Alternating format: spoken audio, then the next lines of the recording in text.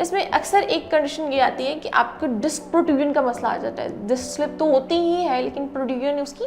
Starting वाला phase होता है या स्टेज होती है जिसमें आपको डिस्क प्रोट्रूजन की वजह से इम्पंजमेंट स्टार्ट हो जाती है। अक्सर हजरात को जो दर्द आता है वो एकदम से पेन रेडिएट हो जाता है, पूरी टांग में दर्द आ जाता है, खून की गर्दिश में मसला आ जाता है और वो इस कंडीशन को बेयर कर रहे होते हैं। और अगर इसी कंडीशन को वो मेडिसिन के थ्रू रिकवर करना चाहते हैं, वो टेम्पररी रिलीफ तो मिल जाता है, लेकिन ये परमानेंटली आपका ट्रीटमेंट नहीं होता। आप उसको अपनी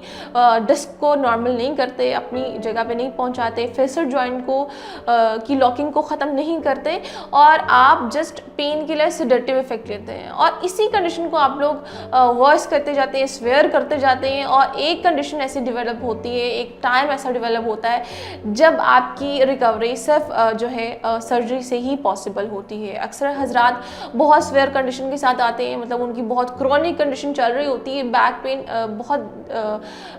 काफ़ी अरसे से चल रहा होता है और वो मेरे पास आते हैं, उनकी रिकवरी भी विदाउट सर्जरी और मेडिसिन रिकवर हो जाते हैं। तो आप भी कोशिश करें कि अगर आप भी इस कंडीशन में एक सडन मूवमेंट आती है या सडन फेसर जॉइंट लॉकिंग आती है, सडन डिस्क प्रोट्रूजन आती है, तो इन चीज़ों का की एहतियात करें और इन चीज़ों पे फोकस करें।